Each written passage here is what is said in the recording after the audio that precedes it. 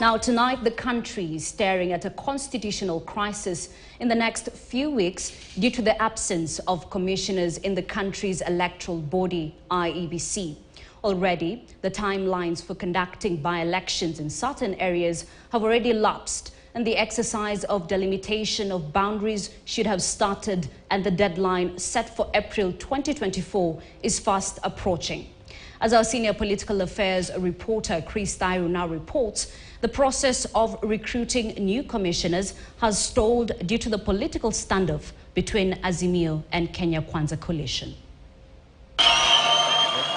It is almost 14 months since the resignation of the 4 IEBC commissioners, commonly referred to as Cherera 4, and the retirement of former IEBC chair Wafula Chebukati and 2 other commissioners. Since then, the commission has been paralyzed and the agency left irrelevant due to the absence of commissioners.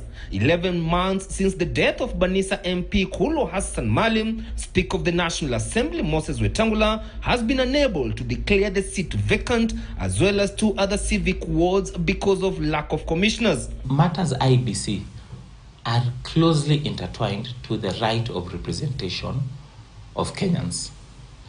And the right of representation is supreme, is sacrosanct. Such that even there are timelines that are given in the Constitution within which a by-election ought to be held because of that right of representation. Can the IEBC run itself? Can the processes be run even in the absence of commissioners?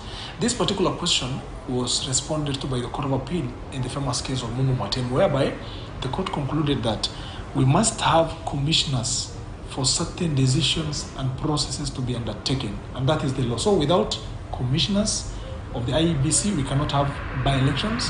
Article 101 of the Constitution provides that a by-election ought to have been held within 90 days of the occurrence of the vacancy in the said office. This is yet to happen, hence raising the question of the rights of representation of Banisa constituency.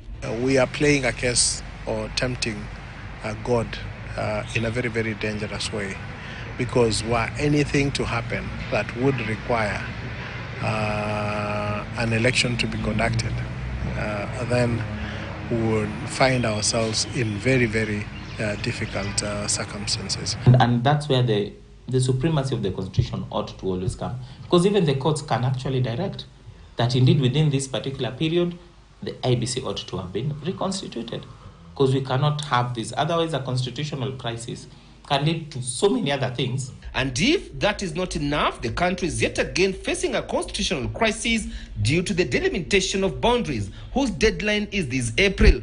What would happen if the constitutional period within which these boundaries have to be assessed expires before the IEBC is put into place? Even when you look at the Secretariat, it is already dysfunctional as we speak. So to a large extent, you need a Secretariat that is functional and that will actually work in coherence with the commissioners. The IEBC selection panel for the recruitment exercise was forced to halt their recruitment drive to pave way for dialogue between Azimio and Kenya Kwanza coalitions, and the dialogue report is before Parliament for debate. We are naked as a country. We are not seeing the shame as of now, and I don't know, we are waiting for who to tell us that we are naked. IEBC CEO Marjan Hussein is already on record that the commission has been under a constitutional crisis since all the commissioners left, rendering it unable to execute its mandate, with its policy and oversight roles remaining dysfunctional. Now, the process of recruiting and approving the 7 men and women who will sit on the Independent Electoral and Boundaries Commission is not a walk in the park. It is a process that is marred by political interest, given that it is driven by the political class. But the question as to when that process will kickstart still remains a puzzle up to now. Chris Tairu, KTN News in Nairobi. For that, now to this hot